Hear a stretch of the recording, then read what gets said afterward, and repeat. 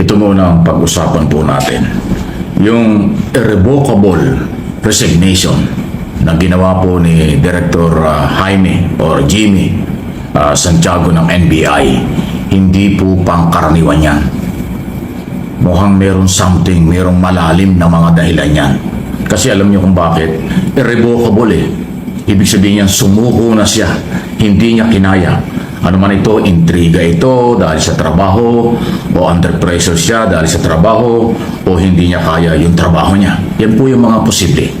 Or merong matinding politika sa investigasyon at ginagawa ng NBI na hindi na kinayanan, kaya nag-file ng irrevocable resignation. Kasi pag sinabi pong irrevocables, ayaw na niya sa posisyon, ayaw na niya ng trabaho. So, ibig sabihin, wala nang magagawa si Pangulong Marcos kapag irrevocable ang resignation. Dahil umayaw na yung tao, tatanggapin na lang niya ng Pangulo. Kung sinong ipapalit, hindi natin alam. Pero ganun pa man, marami ho ang posibleng dahilan.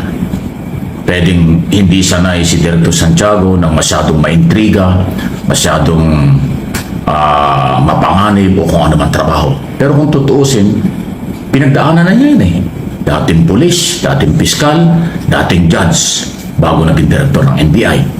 Pero palagay ko ang nakikita ko rito politika. Nakapolitika sa dyan. Kasi ako naniniwala kung trabaho lang, kayang-kaya ni Director Santiago. Investigation, pagpapail ng kaso, evaluation ng kaso. Kasi pinagdaanan yan, isipin police investigator.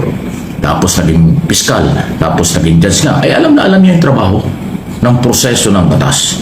Proseso ng pagpapail ng kaso. Hindi ba? Tapos biglang nag-resign, irrevocable. Ay ano ibig sabihin niya? So palagay ko may malaking problema sa departamento. Department of Justice na ang NBI nasa ilalim nito. Dahil nga ho sa mga kasong iimbestigahan tungkol kay Sara Duterte, tungkol sa mga sindikato, tungkol sa missing sabongeros at iba pa. Pero hindi ho normal ito. Hindi ito pangkaraniwan. Kasi alam nyo, dalawang araw na kong issue ito, hindi ko masyadong pinag-uusapan pa. At ngayon po ay aking ginawa ng topic dahil inaral ko kung ano ang mga posibleng dahilan. Ako mismo, hindi rin tayo sigurado kung ano. Kasi hindi naman malinaw kung bakit siya nag-resign. Nasabi lang niya, parang under pressure, parang may naninira sa kanya, parang sasabi niya inaakusahan siya, iniintriga siya. Ay normal lang ho naman sa gobyerno yun Excuse po. Normal lang sa gobyerno yung may intriga, may inggit, may paninira. Pero hindi po nakayanan ng isang retirado judge na naging director ng NBI itong mga hamon na ito. Kaya yung irrevocable resignation ay marami pong ibig sabihin yan. Kung tutuusin ang posisyong director ng NBI, maraming nagkaka-interest dyan. Powerful po yan nationwide yan. Hindi pangkaraniwan. Isang professional na organization yan dahil yan ay mga abogado, certified public accountant, CPA, at iba pang mga kilalang personalidad bago ka maging regular agent or opisyal ng NBI. Yan yung counterpart ng FBI sa Estados Unidos. So, ganun katindi yung posisyon. Ano kaya ang mga maaaring dahilan dito? Hopefully, ang Department of Justice ay magpaliwanag dito sa susunod na ilang araw kung ano ang sa tingin nila ay dahilan nito. Dahil nga po kung tutuusin, sa dami ng mga kaso at ilang buwan na rin dyan si Director, maaaring may pagkukulang din, maaaring kung ano man ang nakikita sa departamento, may problema. Pero yung bigla ang pagre-resign,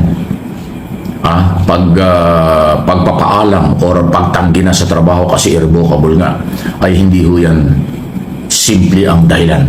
Hindi po yan pangkaraniwang galaw Ayan na nga bang sinasabi ko, di ba?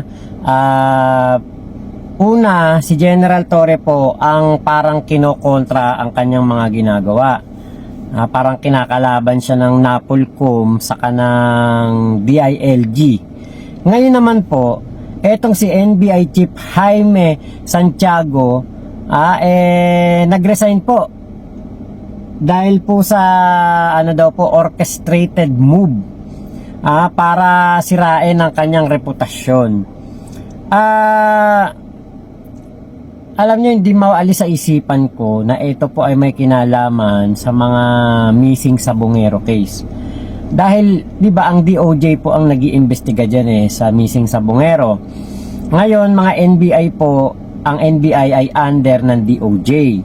At meron silang participation sa pag-iimbestiga dito sa mga missing Sabongero. Ngayon, una nilang ginugulo ay si PNP chief. Ngayon, si NBI chief naman, Jaime Santiago, ang tingin ko ay ginagamitan ng black propaganda para maalis ito sa pwesto or umalis to sa pwesto kung hindi niya makayanan ang paninira sa kanyang dignidad. Yan ang naiisip ko na na dahilan. Hindi po, kumbaga parang, 'di ba? Parang napaka untimely naman, 'di ba? Ano yan? Coincidence ba 'yan na ang una ang ating PNP chief ay binabanatan ngayon? Nakita nyo ba si Ramon Tulfo binabanatan si General Torre? Sinasabihan si General Torre lumaki daw ang ulo. Pero nagtatrabaho lang yung tao. At yung kanyang pagde-designate sa mga tauhan, tingin ko naman hindi naman niya gagawin yun kung alam niya na hindi akma ang isang tao ang isang pulis o general sa pwesto na yon.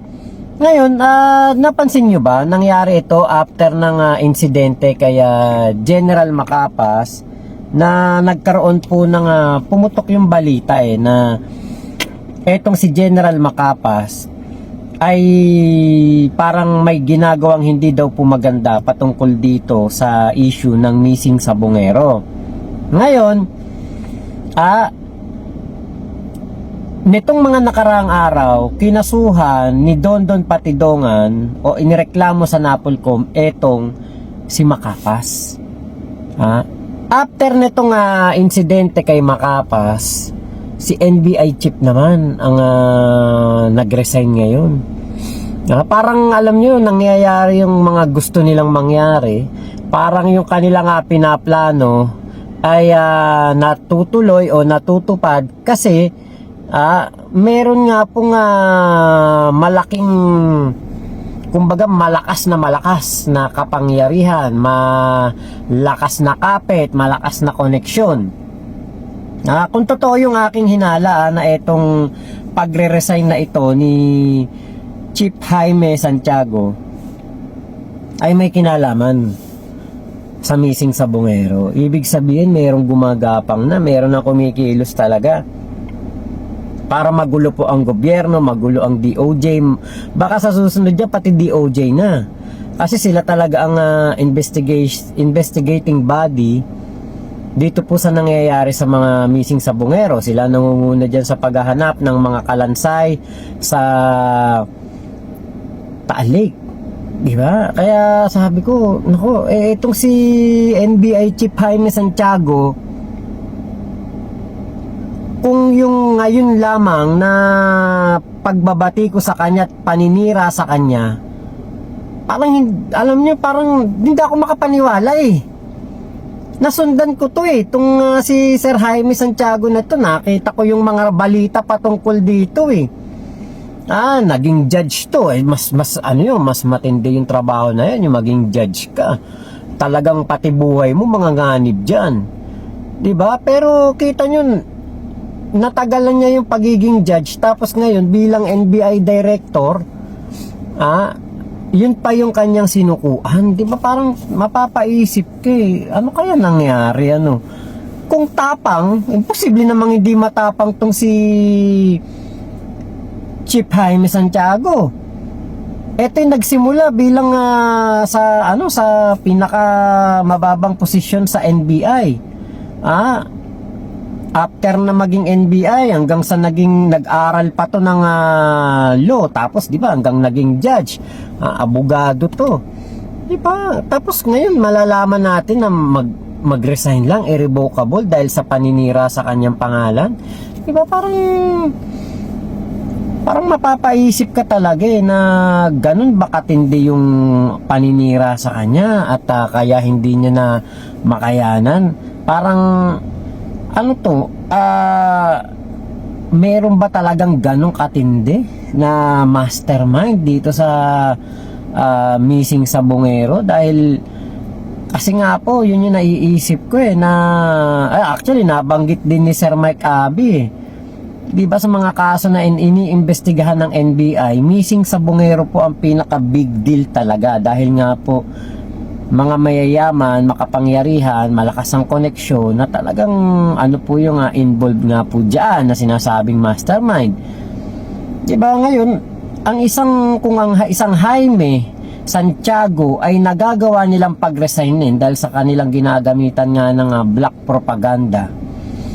Hindi kaya ang gusto nila diyan ang ipapalit yung papabor sa kanila, yung mag-iiba ang ihip ng hangin at sa mga darating na araw si Dondon Patidongan talaga ang palalabasin na may kinalaman sa missing sa Bungero. Ako po, ito, puro ano lang to, puro hinala lang yung akin. Kasi hindi lang po talaga ako mapakali, hindi lang ako talaga mapalagay. Una, General Torre, di ba? Inaano nila si General Torre. Alam natin si General Torre napaka tindi ng paninindigan niya at grabe ang kanyang kumbaga yung kanyang naipakita bilang CIDG chief at PRO 11 chief. Yun yung naging daan kaya po siya ang naging PNP chief natin. Kung sa papatunayan, wala nang dapat patunayan pa si General Torre. Kumbaga narating niya na yung pinakarurok ng yung alam yung dapat marating ng isang pulis, yung pinaka gustong mangyari ng lahat ng pulis sa kanilang karir narating ni General Torre. Ngayon, dahil nga po dito sa naiisip ko yung sa missing sa Bungero, tapos merong ganitong balita kay Sir Jaime Santiago, hindi kaya related to na sinisira nila ang law enforcement? May sumisira sa law enforcement, merong malakas na puwersa, sinisira nila ang law enforcement para maiupo, mailagay yung mga tao na gusto nila, at eventually papabor sa kanila ang ihip ng hangin at magugulat na lang tayo si Dondon Patidongan o ang Patidongan Brothers ang siyang magiging mastermind na talaga. Yun ang lalabas sa investigasyon. Sana wag naman, sana mali ako, no? So, may epekto yan kasi sa mga ongoing cases, investigation o na-file nila before the OJ na mga iba't ibang kaso, baka maka-apekto yan. Hindi ko alam kung merong demoralization sa NBI or sana wala, sana focus pa rin, maging professional lang lahat na kahit magpalit, kahit iniwan, kahit umalis ang director, magiging tuloy-tuloy pa rin po ang trabaho kasi kung hindi, baka maapektuhan ang mga paghanap ng katarungan at hustisya. Alam naman natin, maraming mga Pilipinong umaasa rin sa NBI dahil siya nga po yung isa sa may mga kalidad. Dahil lang po yung investigation team sa ating gobyerno sa Law Enforcement Agency, NBI at PNP. Ayan, PNP magaling pero alam naman natin may damage din, may mga nasasangkot din na iskalawag dyan. Sa NBI wala namang ganon, kaya lang mo, yun na nga umalis anong gagawin natin yan? So, sino kaya ang magiging acting or sino kaya ang ilalagay? Sana ilagay din ang Pangulo, siyempre, abogado kailangan dyan. Sana isa rin matapang na abogado at may alam sa matinding pagiging law enforcement or pagiging investigasyon at higit sa lahat ay yung mga, kasi ang kalaban nila dyan ay mga malalaki na personalidad na ari sa politika, sa business, o sindikato at iba pa. Kasi sakop lahat ng NBI ang mga malaking krimen. Hindi lang yung actually pati trabaho ng pulis, nagiging trabaho na rin dahil sila yung pinagkakatiwalaan, sila yung nilalapitan ng mga nagiging biktima.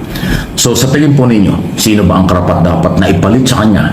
Insider, ibig sabihin yung mga assistant director o mga taga sa loob ng NBI o kumuha galing sa labas na pwedeng ilagay ng Pangulo. Pero nasa kamay na yun ng Pangulo. Tinatanong ko lang sa inyo kung sa palagay nyo sino karapat dapat yan. At sana ilagyan sa lalong madaling panahon ng kapalit kasi nga ho, maraming ongoing investigation at mga nakapile na kaso sa korte ng NBI po ay humaharap dyan sa mga trial. At marami pa ay imbestigahan. Hahawakang kaso ang NBI sa darating ng mga oras at araw. Maging ang DOJ, apektado rin yan kasi ang maraming kasong nakakarating sa DOJ prosecution team ay galing sa recommendation at ipinail ng NBI. Kasi ang NBI ang pinaka law enforcement agency under ng Department of Justice Office of the President. Parang sa police, ang police under ng DILG. Under ng DILG ang police na siya rin nangasiwa sa prison order investigation sa buong bansa. Okay? So ano po ang inyong masasabi rito? Marami nagulat dito. Akalain natin, alam ko at kilala ko si Director Santiago ng pulis pa yan.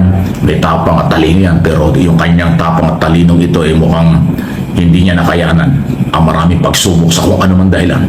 Mukhang hindi personal eh. Mukhang sa intriga at personal, yung intriga at baka patikos sa kanya tungkol sa kanyang trabaho. Kasi physically mukhang healthy naman yung mama eh. Kahit na may edad na rin, pero mukhang healthy naman. Yung talino nandun pa rin, yung tapang nandun pa rin. Pero dahil nga ho sa maraming dahilan, kaya napilitang mag-file ng irrevocable resignation. So babay na pagka ganun. Wala na kung pwedeng magpigil dyan kasi ayaw na niya eh. Walang magagawa ang Pangulo dyan. Thank you po Sir Mike sa iyong information na binigay sa amin. Ngayon ito, sana yung ipapalit katulad din ni Sir Jaime Santiago na abogado, malawak ang karanasan sa sa mga kasuhan na ganito, di ba? Malawak ang kanyang karanasan sa law enforcement. Yan, di ba? Yan sana ang yan sana ang pumalit. Nung nabanggit ni Sir Mike Abe na ang DILG ang law enforcement niya, PNP. Ang DOJ, ang law enforcement niya, NBI. Doon na ako parang napaisip ako, posible nga kaya talagang may kinalaman to sa missing sa Bungero. Sinisiraan nila si Sir Jaime Santiago, gumagawa ng kung ano-anong mga issue, gumagawa ng mga kung ano-anong mga balita. Kasi yung pinakitang balita ni etong sa balita, may nakita akong balita kay Sir Jaime Santiago, may hawak siyang mga dyaryo na parang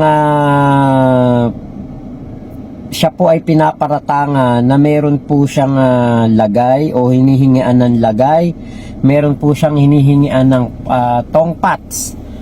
At meron daw po siyang bagman, parang inuugnay siya doon. Hindi kaya ito ay sinisira talaga si Sir Jaime dahil alam nila na importante kay Sir Jaime Santiago ang kanyang dignidad, ang kanyang integridad, na alam nila na ito'y magre-resign once na sirain mo to o banatan mo to ng banatan. Tapos mawawala o masisira ang investigasyon sa missing sa Bungero kasi hindi na si Sir Jaime ang NBI chief. Diba? Hindi kaya talaga yun? Talagang planado. Kasi parang mapapaisip ka na magkakasunod DILG, Napolcom, parang tinitira si General Torre. Tapos merong NBI chief naman magre-resign dahil sa paninirang puri o pagsira sa kanyang kredibilidad at integridad. 'Di ba? Kung abilidad, alam natin si Sir Jaime Santiago, talagang galing to sa mga pamilya ng mga matatapang talaga to. Galing talaga to sa, kumbaga, yung trabaho nito sa NBI hindi matatawaran. Pagiging judge nito, 'di ba? Kaya yun no. Sana mali ako ng aking hinala kasi kung yun po ay kung ito po talaga ay magkakaroon ng katotohanan na may kinalaman ito sa missing sa Bungero etong mga paninira kay General Torre at kay NBI Chief Jaime Santiago, nakakalungkot lang pong isipin na ganyan na po pala talaga katindi ang kalaban ng batas, di ba? Ganyan na pala talaga sila kalakas na ultimo NBI Chief na dating judge. Imagine niyo po 'yun. 'Di ba? Hindi po pinapalusot at talagang kumbaga sisirain nila para ito'y mag-resign. 'Di ba? Sana mali talaga ako. Sana hindi po ito may kinalaman sa missing sa Bungero case. Etong aking naiisip na ito. Sana ang ipalit din po diyan ay yung katulad ni Sir Jaime na hindi mababayaran, hindi mabibili ang pagkatao, hindi mao-opera ng kahit magkano, at pananatilihin pa rin po ang kumbaga yung kahalagahan ng batas dito sa ating bansa. Yung batas ang pinakamasusunod, di ba?